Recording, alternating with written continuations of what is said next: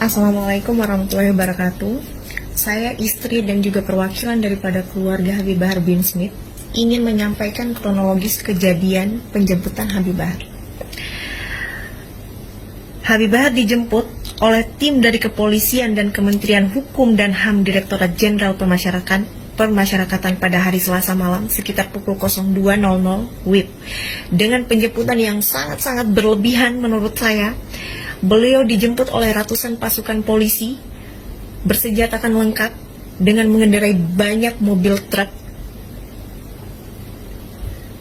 Habib Bahar saat itu jangankan untuk mengganti pakaiannya, meminta izin untuk pamit kepada istri dan juga orang tuanya itu tidak diperbolehkan sama sekali oleh polisinya.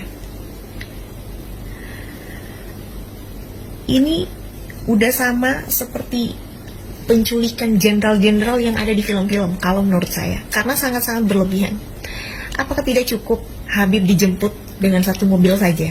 Apa harus dengan puluhan mobil dan ratusan polisi dengan bersenjatakan lengkap sampai seluruh area pondok pesantren kami itu dikepung?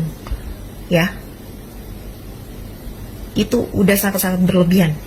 Habib Bahar ini bukan seorang teroris. Habib Bahar ini bukan seorang koruptor, bukan seorang penjilat, bukan seorang bandar narkoba yang harus dijemput dengan cara-cara yang berlebihan seperti itu.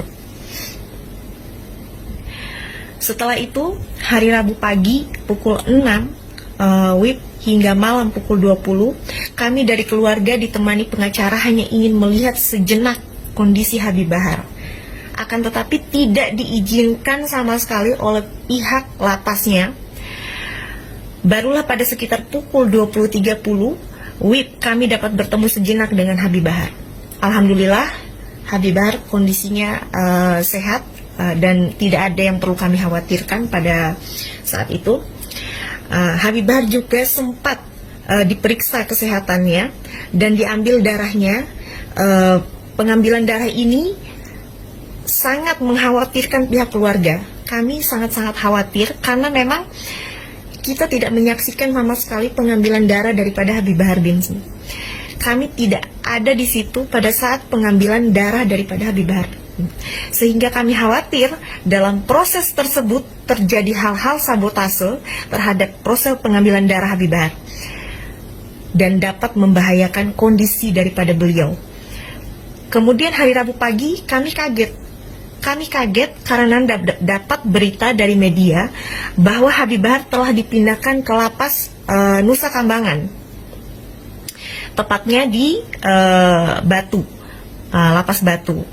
Dan lagi-lagi tidak ada pemberitahuan dari pihak lapasnya kepada kami keluarga dan pengacara. Hal ini sangat menyedihkan pihak keluarga daripada Habib Bahar karena perlakuan terhadap Habib Bahar sangat berlebihan dan melampaui batas terhadap kasus yang ia hadapi. Habib Bahar ditempatkan di lapas untuk teroris, gembong, narkoba, koruptor, dan para narapidana mati. Ini sangat memilukan dan tidak adil, sangat-sangat tidak adil. Dan kami hingga saat ini meminta keadilan untuk Habib Bahar sesuai dengan hukuman yang harus ia memang jalani sebagaimana mestinya di lapas Pondok Raja Kabupaten Bogor, Jawa Barat.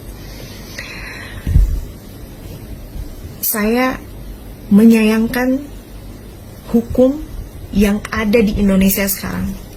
Hukum sudah tidak ada artinya lagi. Hukum udah seenaknya. Kalian udah memperlakukan hukum dengan seenak hati kalian.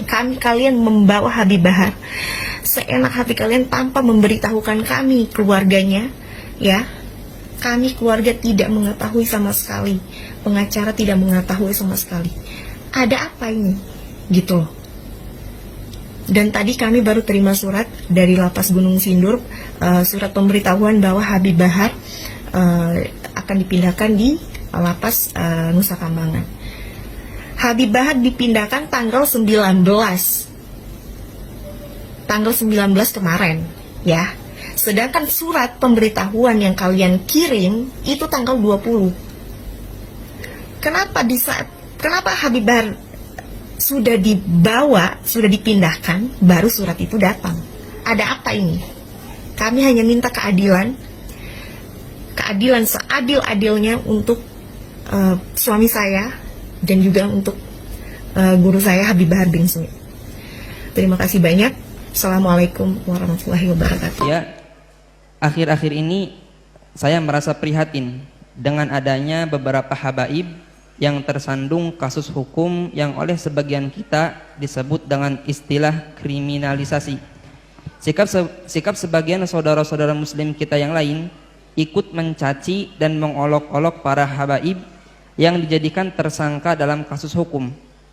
Mereka ikut mencaci dan mengolok dikarenakan para habaib tersebut dakwahnya dianggap keras dan kasar, serta dianggap berseberangan dengan kiai atau tokoh agama yang mereka ikuti.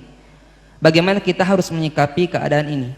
Bagaimana sikap kita jika seandainya ada perilaku seorang habib yang tidak kita sukai atau perilaku seorang habib yang melanggar agama? Habaib atau kaum asyraf sadah adalah orang-orang yang dipilih oleh Allah dengan nasab mulia, yaitu nasab sambung dengan baginda Nabi Muhammad SAW melalui Sayyidat Fatimah Zahra. Kalau memandang mereka, kita pandang dengan dua cara pandang. Sebagai manusia kita lihat mereka, beliau-beliau adalah manusia yang bisa bersalah. Tapi di sisi lain kita harus tetap melihat beliau adalah dzurriyyah Nabi SAW. Kalau mereka melakukan kesalahan, jangan sampai kita menjadikan merendahkan kehabaibannya. Naudzubillah. Kadang muncul kebencian di hati kita. Habib. Ini sudah ada muncul kebencian. Kalau dia salah, kita katakan salah sebagai manusia. Tapi jangan dihubung-hubungkan dengan istilah habaib. Karena kalau kita menyebut dengan nada merendahkan kalimat habaib, kita akan merendahkan sesuatu yang sambung dengan Nabi SAW.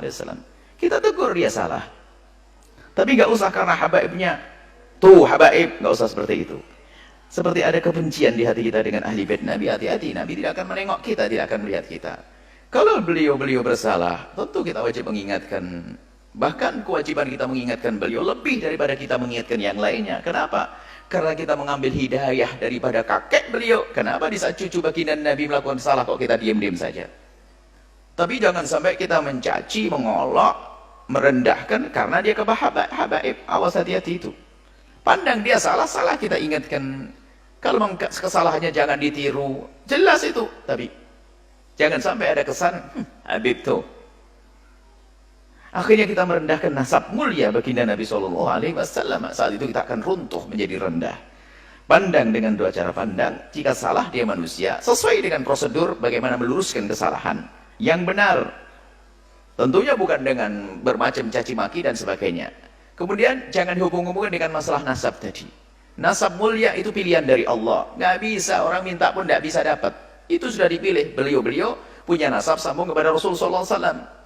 Jangan sampai kita merendahkan kehabaibannya itu. Berarti kalau kita merendahkan kehabaibannya, kita merendahkan nasab mulia. Hati-hati. Kalau salah, kita tegur. Wajar, tapi tidak jangan dihubungkan masalah habaibnya kemuliaan itu. Dzurriyyah Nabi SAW adalah mulia. Waspadalah, kadang ini lihat, karena ada kedengki tersembunyi di hati kita kalau sudah Habib lah gitu. Habib. Bahkan sampai derajat mendustakan nasab. Habib palsu. Tidak bisa, kalau nasabnya benar, tetap benar.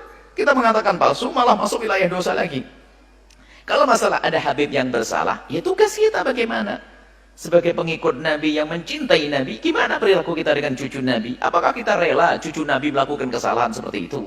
Kalau kita rela, Nabi tidak akan rela kepada kita. Nabi akan marah, kamu mengambil hidayah dariku, tapi cucuku salah kau biarkan. Akan marah Rasulullah kepada kita. Tapi juga jangan dicaci, direndahkan gara-gara kehabaibannya. Hati-hati. Ini penting sekali masalah urusan dengan habaib dzurriyyah baginda Nabi Muhammad SAW. Wallahu a'lam.